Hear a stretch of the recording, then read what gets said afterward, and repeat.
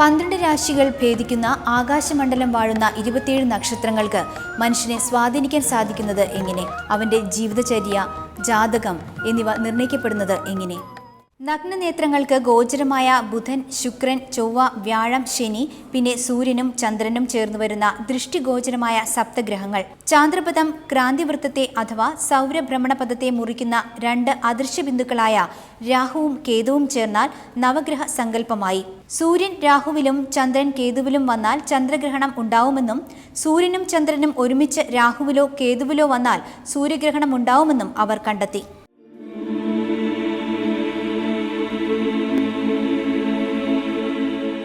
പണ്ടുകാലത്ത് കൊല്ലവർഷം മലബാറിലും തിരുവിതാംകൂറിലും കോലോത്തുനാട്ടിലും ഏകീകൃതമായിരുന്നില്ല. 1190 വർഷങ്ങൾക്ക് മുമ്പാണ് കേരളത്തിലുടനീളം കൊല്ലവർഷ തീയതി ഏകീകരിക്കുന്നത്.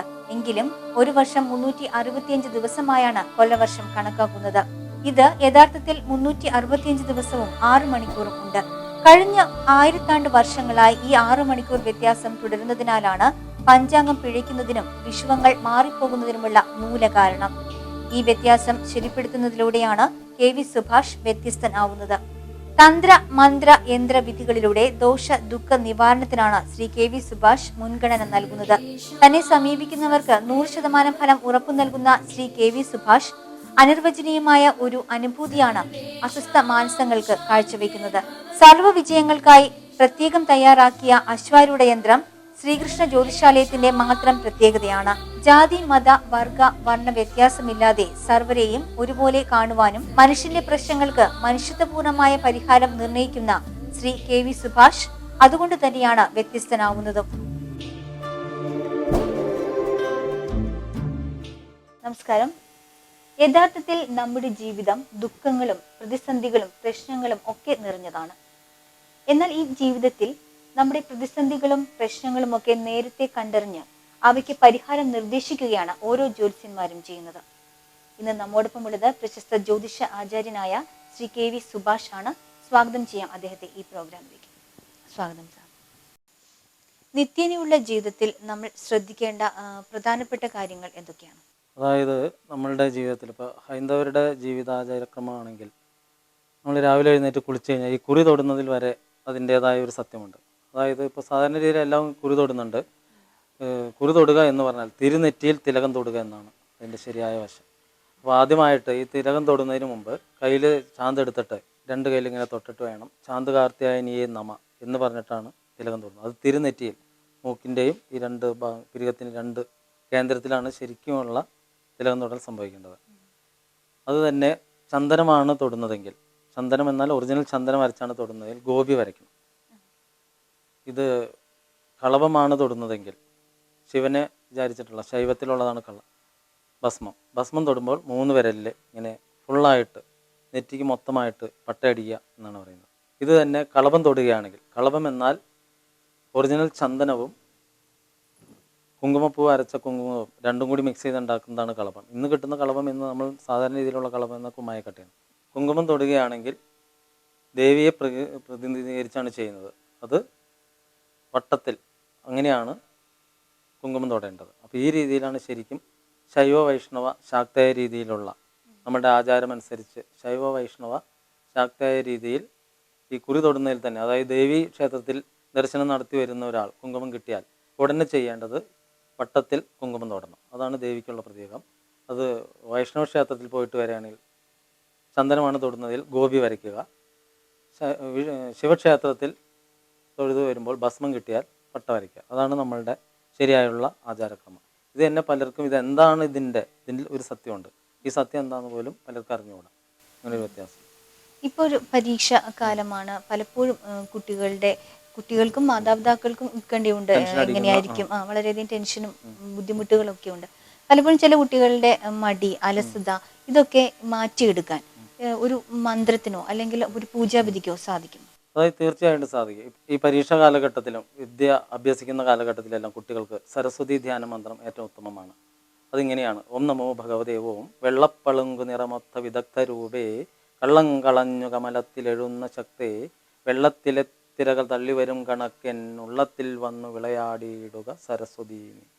ഇത് നമ്മൾ ആരംഭിക്കുന്ന ബുക്ക് തുറക്കാൻ തുടങ്ങുന്ന സമയത്ത് തന്നെ ഈ മന്ത്രം ചൊല്ലിയിട്ട് ആരംഭിച്ചാൽ പഠിക്കുന്ന കുട്ടികൾക്ക് സരസ്വതി കൃപാ കടാക്ഷം ഒത്തിരി ഉണ്ടാകും. ആ കാര്യത്തിൽ ഒരു സംശയവുമില്ല.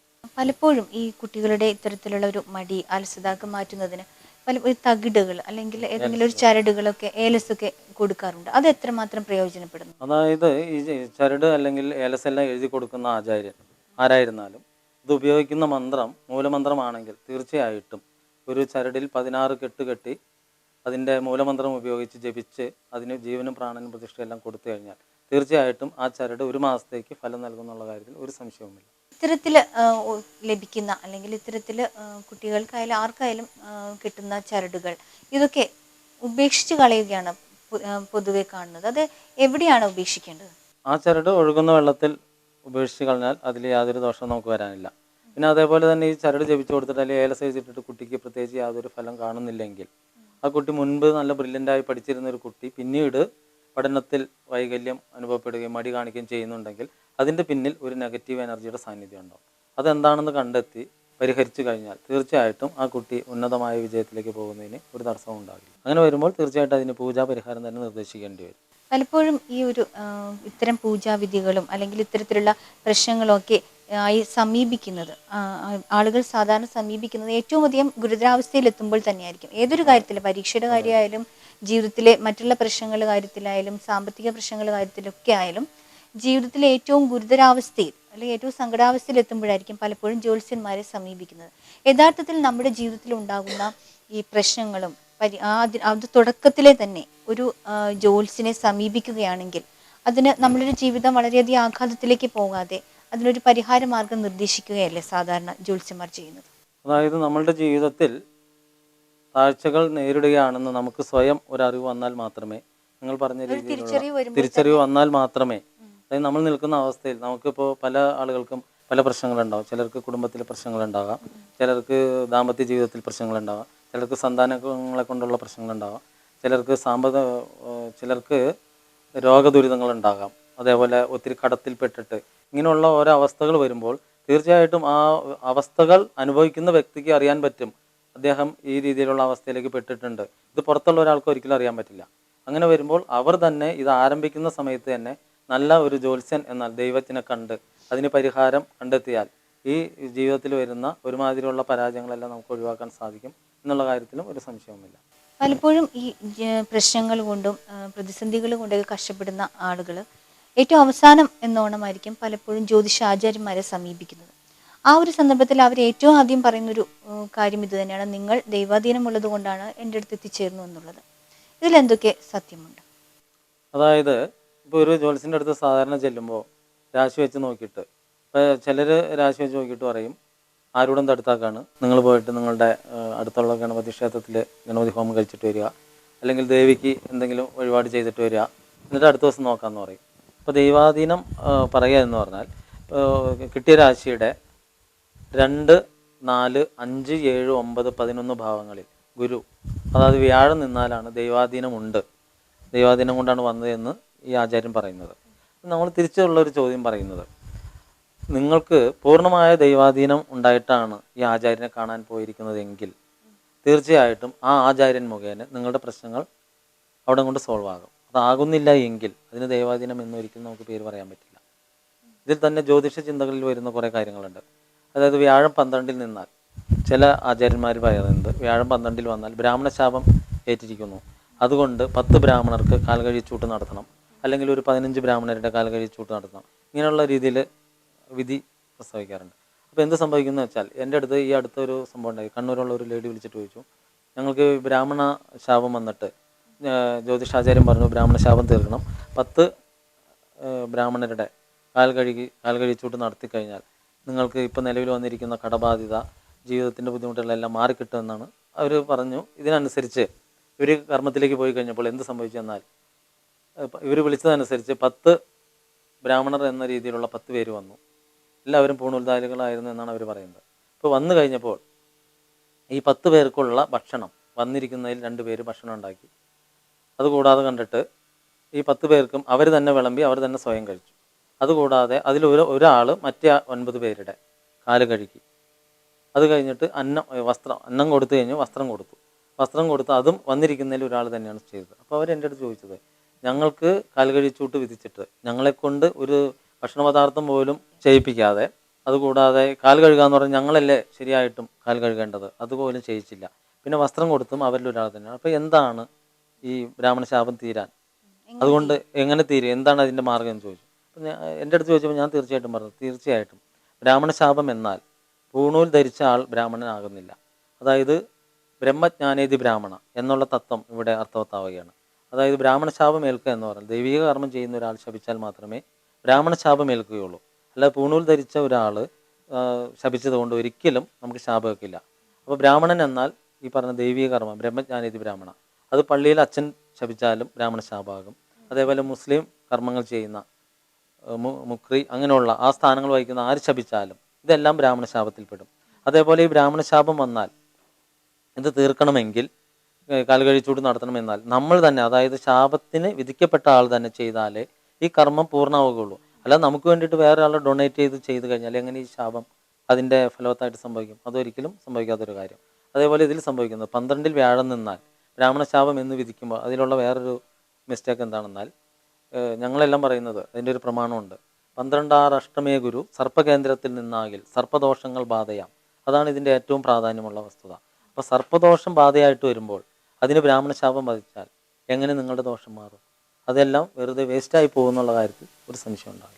അപ്പോൾ തീർച്ചയായിട്ടും സാറിന്റെ അഭിപ്രായത്തിൽ ഒരു ജ്യോതിഷിയെ അല്ലെങ്കിൽ ജ്യോതിഷാചാര്യനെ സമീപിച്ചു കഴിഞ്ഞാൽ അവരുടെ പ്രശ്നങ്ങൾക്കൊക്കെ പരിഹാരമാകുമെന്നാണോ പറയുന്നത്? അതായത് നമുക്കൊരു പ്രശ്നം വന്ന് ആ പരിഹാരത്തിന് പോകുമ്പോൾ കാണുന്ന നമ്മുടെ ദൈവാധീനം എന്ന് പറയുന്ന ഈ വാക്കിലേക്ക് തന്നെ വരാം. ദൈവാധീനം എന്നാൽ ആ കാണുന്ന വ്യക്തി നമ്മളുടെ ഈ പ്രശ്ന പരിഹാരത്തിന് തീർപ്പ് കൽപ്പിക്കാനും ചെയ്തു തരുവാനും പ്രാപ്തതയുള്ള ആളാണെങ്കിൽ അതാണ് തീർച്ചയായിട്ടും ദൈവാധീനം.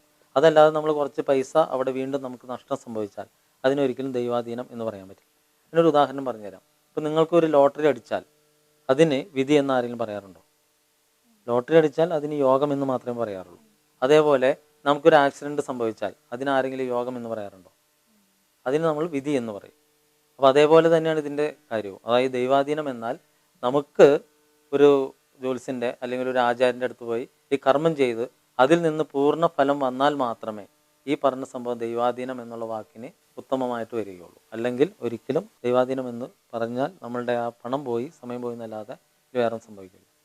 പലപ്പോഴും പല ജ്യോത്സ്യന്മാരും അല്ലെങ്കിൽ ജ്യോതിഷാചാര്യന്മാരുടെ അടുത്ത് ചെന്ന് ധാരാളം സാമ്പത്തികം ഒക്കെ മുടക്കിയിട്ടും ഒരു ഗുണവുമില്ലെന്നും പറഞ്ഞു കേൾക്കുന്നവരുമുണ്ട്. അത് എന്തുകൊണ്ടായിരിക്കും? അതിൻ്റെ ഒരു കാരണം എന്താണെന്ന് വെച്ചാൽ, ഇപ്പോൾ പല ആളുകളും ജ്യോത്സ്യന്മാരുടെ അടുത്ത് പോകുന്നതും അത് എല്ലാ വിഷമങ്ങളും എല്ലാം, അതായത് നമുക്ക് ഒത്തിരി ബുദ്ധിമുട്ടുകളും കാര്യങ്ങളും വന്ന് നമുക്ക് ഇനി മുന്നോട്ട് പോകാൻ ഒരു നിവൃത്തിയില്ലാതാകുന്ന ഒരു സമയത്താണ് പലരും ഒരു ഒറ്റമൂലി എന്നുള്ള നിലയിലാണ് ജ്യോത്സ്യൻ്റെ അടുത്തേക്ക് ഓടി വരുന്നത്. തീർച്ചയായിട്ടും എൻ്റെ എല്ലാ അഭിപ്രായം പറഞ്ഞാൽ ഒറ്റമൂലിയല്ല ജ്യോതിഷം. ഒരു ജ്യോതിഷാചാര്യനെ കാണാന്നുള്ളത് വെറുതെ പോയി കാണുന്ന ഒരു രീതിയുമല്ല. അതായത് നമുക്കൊരു ബുദ്ധിമുട്ട് ജീവിതത്തിൽ വന്നു തുടങ്ങുമ്പോൾ തന്നെ നമുക്ക് മനസ്സിലായിട്ടുണ്ടാവും, നമുക്ക് ബുദ്ധിമുട്ട് അനുഭവപ്പെടുന്നുണ്ട്. ആ സമയത്ത് തന്നെ നല്ല ഒരു രോഗം വരുന്ന പോലെ തന്നെയാണ് ഒരു നല്ലൊരു ജ്യോതിഷാചാര്യനെ കണ്ടെത്തി അതിൻ്റെ പ്രാരംഭം, അതായത് കണ്ടിരിക്കുന്ന ജ്യോതിഷാചാര്യൻ നിങ്ങൾക്ക് നിങ്ങളുടെ വന്നിരിക്കുന്ന ബുദ്ധിമുട്ട് മാറ്റാൻ കഴിവുള്ളതാണോ എന്നറിയുന്നതിന്. അതായത് ഇപ്പോൾ എൻ്റെ അടുത്തെല്ലാം ഒരാൾ വന്നാൽ നമ്മൾ ആദ്യം ചോദിക്കുന്ന ഒരു ചോദ്യം, നിങ്ങളുടെ ധർമ്മദേവത കുടുംബക്ഷേത്രം എവിടെയെന്നാണ് ആദ്യം ചോദിക്കുന്നത്. ആ ബന്ധം കാണുന്നില്ല, എന്താണത്? അപ്പോൾ അവർ പറയും, ഞങ്ങൾക്ക് ഈ ധർമ്മദേവതയുടെ കാര്യം അറിയില്ലായിരുന്നു, എന്താണ് ഈ സംഭവം? അപ്പോൾ ചിലർക്ക് പറ്റുന്നത് എന്താണെന്ന് വെച്ചാൽ ഈ ഗ്രാമദേവതയാണ് ധർമ്മദേവത, അല്ലെങ്കിൽ വീടിൻ്റെ അകത്തൊരു വീടിൻ്റെ നമ്മളുടെ പറമ്പിലെ ഒരു ക്ഷേത്രം വെച്ചിട്ടുണ്ട്, അതാണ് ധർമ്മദേവത. അങ്ങനെ ഒത്തിരി തെറ്റായ വ്യാഖ്യാനങ്ങൾ വരുന്നുണ്ട്. ശരിയായിട്ട് നമുക്ക് ധർമ്മദേവത എന്ന് വെച്ചാൽ നമ്മളുടെ പൂർവികത്തിൽ ഈ ക്ഷേത്രപ്രവേശന വിളംബരത്തിന് ശേഷം നമ്മുടെ പൂർവികരെല്ലാം നമ്മളുടെ അതായത് കൂട്ടുകുടുംബ വ്യവസ്ഥയിലിരുന്ന കാലത്ത് നമ്മുടെ പറമ്പുകളിൽ വീടുകളിൽ തന്നെ കല്ലും കട്ടയെല്ലാം വെച്ച് ആരാധിച്ചിരുന്ന മൂർത്തികളെ പിന്നീട് ആ ചൈതന്യം ആവാഹിച്ച് ഏതെങ്കിലും ക്ഷേത്രങ്ങളിലേക്ക് സമർപ്പിച്ചിട്ടുണ്ടെങ്കിൽ അതായിരിക്കും നമ്മളുടെ പൂർവിക ധർമ്മദേവത സങ്കല്പമായിട്ട് വരുന്നത്. അപ്പോൾ എൻ്റെ അടുത്തെല്ലാം ഒരാൾ വന്നു കഴിഞ്ഞാൽ, അല്ലെങ്കിൽ ഞങ്ങളെ പോലുള്ള കൈകാര്യം ചെയ്യുന്നവർ വന്നു കഴിഞ്ഞാൽ തീർച്ചയായിട്ടും ആദ്യമായിട്ട് ഒരു നിവൃത്തിയില്ലാതെ വരുന്ന ഒരാൾക്ക് ധർമ്മദേവതാ ബന്ധം നമ്മൾ കാണിച്ചു കൊടുക്കുക ചെയ്യുന്നത്. പിന്നെ അവിടെ പോയിട്ട് ഒരു പ്രായശ്ചിത്ത പരിഹാരം ചെയ്യാൻ പറയുന്നു. ഈ പ്രായശ്ചിത്ത പരിഹാരം ചെയ്തു കഴിയുമ്പോൾ തന്നെ അവർക്ക് അത്യാവശ്യം ജീവിതത്തിൽ നിലയ്ക്ക് നിൽക്കാനുള്ള മാർഗം സംഭവിക്കും. അതിലൊരു തർക്കവുമില്ല. യഥാർത്ഥത്തിൽ ഈ ധർമ്മദേവത അല്ലെങ്കിൽ നമ്മുടെ കുടുംബക്ഷേത്രം അത് എവിടെയാണ്, അതിൽ ആ ദേവത ആരാണ് എന്നൊക്കെ കണ്ടുപിടിക്കുക അത്ര എളുപ്പമുള്ള ഒരു സംഗതിയല്ലെന്നാണ് എനിക്ക് തോന്നുന്നത്. പക്ഷെ അതുമാത്രമല്ല, ഈ ക്രിസ്ത്യൻ ഫാമിലി അല്ലെങ്കിൽ മുസ്ലിം ഫാമിലി അവർക്കൊക്കെ ഈ ധർമ്മദേവത അല്ലെങ്കിൽ അവരുടെ കുടുംബക്ഷേത്രം അതൊന്നും ഇല്ല. അവർക്കും പലതരം പ്രശ്നങ്ങളും ഒക്കെ അനുഭവപ്പെടുന്നുണ്ട്. അപ്പോൾ അതെന്തായിരിക്കും, അതിൻ്റെ ഒരു സത്യാവസ്ഥ എന്തായിരിക്കും? അതായത് ഈ ധർമ്മദേവത എന്ന് പറഞ്ഞാൽ, അതായത് കുടുംബക്ഷേത്രം, ഇപ്പോൾ നമ്മൾ മുമ്പ് പറഞ്ഞിരുന്നു, നവോത്ഥാന കാലഘട്ടത്തിന് ശേഷം ക്ഷേത്രപ്രവേശന വിളംബരത്തിന് ശേഷമാണ് ചൈതന്യങ്ങളെ ആവാഹിച്ച് ക്ഷേത്രത്തിലേക്ക് സമർപ്പിച്ചത്. ഓരോ കുടുംബങ്ങളിലും ഉണ്ടായിരുന്ന ഓരോ കുടുംബങ്ങളിലുണ്ടായിരുന്ന ചൈതന്യങ്ങളെ അതിൻ്റെ അടുത്തുള്ള ഏതെങ്കിലും ഗ്രാമത്തിലുള്ളതോ അല്ലെങ്കിൽ പ്രശസ്തമായ ഏതെങ്കിലും ക്ഷേത്രങ്ങളിലേക്ക് സമർപ്പിച്ചിട്ടുണ്ടാവും. ആ സമർപ്പിച്ച ചൈതന്യം എവിടെയാണോ കുടികൊള്ളുന്നത്, അത് നല്ലൊരു ജ്യോതിഷാചാര്യനെ കണ്ടെത്തിയാൽ തീർച്ചയായിട്ടും 4-ാം ഭാവം കൊണ്ട് 9-ാം ഭാവം കൊണ്ട് ചിന്തിച്ചു കഴിഞ്ഞാൽ അത് ആ വന്നിരിക്കുന്ന സാന്നിധ്യം അവിടെ തന്നെയാണോ, അവിടേക്ക് നമ്മൾ പ്രതിവിധി ചെയ്തു കഴിഞ്ഞാൽ അതിൻ്റെ പരിഹാരം കിട്ടുമോ എന്നുള്ളതെല്ലാം നോക്കിയാൽ അറിയാൻ പറ്റും.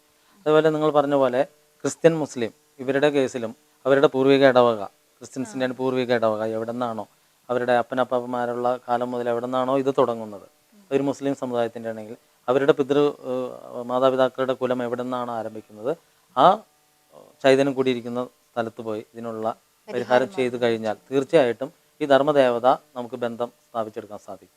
അപ്പോൾ താങ്കളുടെ അഭിപ്രായത്തിൽ ഈ ധർമ്മദേവത അല്ലെങ്കിൽ കുടുംബക്ഷേത്രം ഏതൊന്ന് കണ്ടെത്തി അതിനുള്ള പ്രശ്നങ്ങൾക്കുള്ള പരിഹാര മാർഗങ്ങളൊക്കെ ചെയ്ത ശേഷം ഈ ഒരു കുടുംബത്തിന് അല്ലെങ്കിൽ ആ ഒരു വ്യക്തിക്ക് ശാശ്വതമായൊരു പരിഹാരം ഉണ്ടാകുമെന്നാണോ പറയുന്നത്? അതായത് തീർച്ചയായിട്ടും ഇപ്പം നമുക്കൊരു കുട്ടിയുണ്ട്, ഒരു സന്താനമുണ്ട്, ആ സന്താനത്തിനെ പ്രൊട്ടക്റ്റ് ചെയ്യേണ്ട ഒരു ശക്തിയാണ് ഈ പറഞ്ഞ ധർമ്മദേവത. നമ്മുടെ പിതൃസ്ഥാനത്ത് നിന്ന് പ്രൊട്ടക്റ്റ് ചെയ്യേണ്ട ഒരു ശക്തിയാണ്. അപ്പോൾ ഈ ധർമ്മദേവത വരുമ്പോൾ തന്നെ നമ്മുടെ കുട്ടിയെ നമ്മൾ എങ്ങനെ സംരക്ഷിക്കും, അതേപോലെ തന്നെയാണ് ഒരു വ്യക്തിക്ക് ധർമ്മദേവതാ സാന്നിധ്യം വന്നു കഴിഞ്ഞാൽ എത്ര വലിയ പ്രശ്നമാണെങ്കിലും, സാമ്പത്തിക പ്രശ്നമായാലും രോഗപ്രശ്നമായാലും കുടുംബ കലഹ പ്രശ്നങ്ങളായാലും എന്തൊരു പ്രശ്നമാണെങ്കിലും ഈ ധർമ്മദേവതാ സാന്നിധ്യം വന്നു കഴിയുമ്പോൾ ഇതിന് വേണ്ടത് ഇന്നത്തെ കാലത്ത് ഒരു പൂജാ പരിഹാരം ചെയ്യണമെങ്കിൽ അല്ലെങ്കിൽ ഇപ്പോൾ ഒരു ആശുപത്രിക്ക് അങ്ങനെയുള്ള എന്ത് സംഭവമാണെങ്കിലും ധനം ആവശ്യമാണ്. അപ്പോൾ ഈ ധനം ആവശ്യം വരണമെങ്കിൽ നമ്മുടെ പിതാവിനോട് ചോദിക്കുന്ന പോലെ തന്നെ നമ്മൾ ധർമ്മദേവതാ സാന്നിധ്യം വന്നു കഴിയുമ്പോൾ നമുക്ക് എന്താണോ വേണ്ടത് അത് ഈ ധർമ്മദേവതയുടെ സഹായത്തിൽ നേടാൻ സാധിക്കുകയും പ്രശ്നപരിഹാരം ചെയ്ത് എത്ര സാമ്പത്തികമായ തകർച്ചയിൽ നിന്നാലും എത്ര രോഗദുരിതത്തിൽ നിന്നാലും എത്ര കുടുംബ ഭദ്രത ഇല്ലായ്മയിൽ നിന്നാലും തീർച്ചയായിട്ടും രക്ഷപ്പെടാൻ സാധിക്കുമെന്നാണ് എൻ്റെ ഇത്രയും കാലത്തുള്ള പ്രവൃത്തി പരിചയം കൊണ്ടും നമ്മളുടെ അടുത്ത് പോയിട്ടുള്ള ഇതേവരെ ഒരു കർമ്മം പോലും ഫെയിലായിട്ടില്ല. അപ്പം ഞങ്ങൾ ഇമ്പോർട്ടൻ്റ് കൊടുക്കുന്നത് ധർമ്മദേവതാ സാന്നിധ്യം വരുത്തിയതിന് ശേഷമാണ് ഈ കർമ്മം നമ്മൾ കൊടുക്കുന്നത്.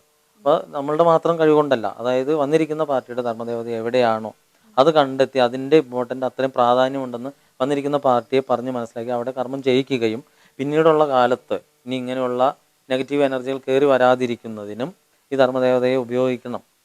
ലോങ് ലൈഫിൽ തന്നെ നമ്മളുടെ മാതാപിതാവിനെ പോലെ കണ്ട് മുന്നോട്ട് പോയാൽ തീർച്ചയായിട്ടും രക്ഷപ്പെടാൻ പറ്റും എന്നുള്ള അറിവാണ് അവർക്ക് പറഞ്ഞു കൊടുക്കുന്നത്. അപ്പോൾ തീർച്ചയായിട്ടും ക്രിസ്ത്യൻ സമൂഹത്തിൽ അല്ലെങ്കിൽ മുസ്ലിം സമൂഹത്തിൽ നിന്നുള്ളവർക്ക് അവർക്ക് ഓരോ വ്യക്തികൾക്കും ഈ ധർമ്മദേവത ഉണ്ടെന്നും കുടുംബക്ഷേത്രങ്ങൾ ഉണ്ടെന്നുമാണല്ലോ താങ്കൾ പറയുന്നത്. അങ്ങനെയാണെങ്കിൽ ആ ഒരു ധർമ്മദേവതയുമായിട്ടുള്ളൊരു ബന്ധം വന്ന ശേഷം ആ ഒരു വ്യക്തിയിൽ വളരെ പ്രകടമായൊരു മാറ്റം ഉണ്ടാകുന്നു എന്നാണോ പറയുന്നത്? അതെ, അതായത് ധർമ്മദേവതാ സങ്കല്പം നമ്മൾ കണ്ടെത്തി അവിടെ പ്രതിവിധി ചെയ്തു കഴിഞ്ഞാൽ തീർച്ചയായിട്ടും നമുക്ക് എന്താണോ നമ്മൾ അഭിമുഖീകരിക്കുന്ന പ്രശ്നം ആ പ്രശ്നത്തിന് പരിഹരിക്കാൻ, അതായത് ഒരു പൂജാവിധിയാണ് നിർദ്ദേശിക്കുന്നതെങ്കിൽ നമുക്ക് തീർച്ചയായിട്ടും അതിന് ധനം വേണ്ടി വരും. ഒരു ആശുപത്രി കേസാണെങ്കിൽ ധനം വേണ്ടി വരും. അപ്പോൾ എന്താണോ നമ്മുടെ കഷ്ടം, ഈ കഷ്ടത്തിൻ്റെ കാരണം പരിഹരിക്കുന്നതിൽ എത്ര ധനം വേണമെങ്കിലും നല്ല ഈ പറഞ്ഞ ധർമ്മദേവതാ ബന്ധം വന്നു കഴിഞ്ഞാൽ അതിനുള്ള ധനം തീർച്ചയായിട്ടും ഈ ദേവതാ സങ്കല്പത്തിൽ നിന്ന് നമുക്ക് ലഭിക്കുകയും അത് ഈ ദേവതാ സങ്കല്പത്തിനെ ക്രോഡീകരിച്ച് തന്നെ ഈ പരിഹാരം, ഈ നെഗറ്റീവ് എനർജി മാറ്റിക്കഴിഞ്ഞാൽ തീർച്ചയായിട്ടും ആ വ്യക്തിക്ക് ആ കുടുംബത്തിന് രക്ഷപ്പെടാൻ സാധിക്കുന്നതാണ് ഇത്രയും കാലം കൊണ്ടുള്ള നമ്മുടെ അനുഭവ പരിജ്ഞാനം കൊണ്ട് കാണിച്ചിരിക്കുന്നത്. പലപ്പോഴും ഈ പല കുടുംബങ്ങൾക്കും ഇത്തരം പ്രശ്നങ്ങൾ ഉണ്ടാവാം. പക്ഷേ താങ്കളെ പോലെയുള്ള ഈ ജ്യോതിഷ ആചാര്യന്മാരെ സമീപിക്കുന്നതിന് എന്തൊക്കെ, ഇപ്പോൾ താങ്കളെ തന്നെ സമീപിക്കുന്നെങ്കിൽ എന്താണ് അവർ ചെയ്യേണ്ടത്? അതായത് ഇന്നത്തെ കാലത്ത് ദൂരെയുള്ള വ്യക്തികളുണ്ടാവാം, അവരെന്താണ് ചെയ്യുന്നത്? അതായത് ഇന്നത്തെ കാലഘട്ടത്തിൽ ഇപ്പോൾ ഫോൺ സൗകര്യങ്ങൾ എല്ലാവർക്കും ഉണ്ട്.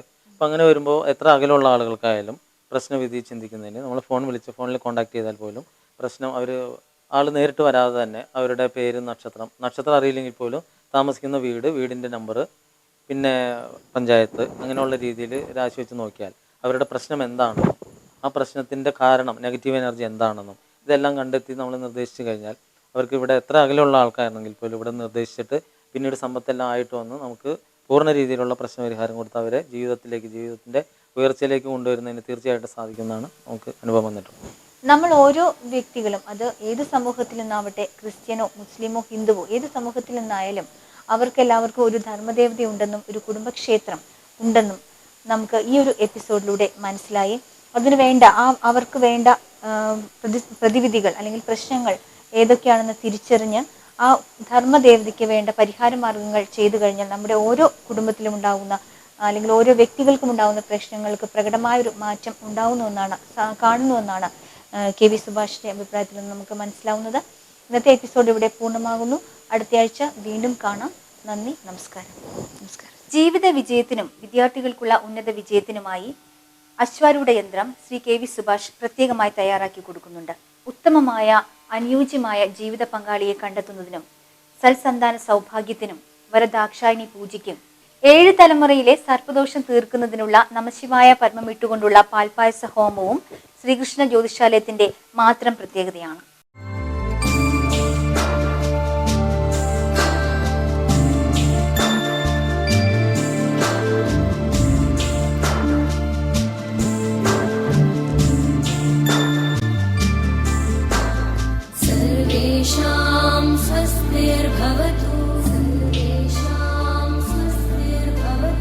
सर्वे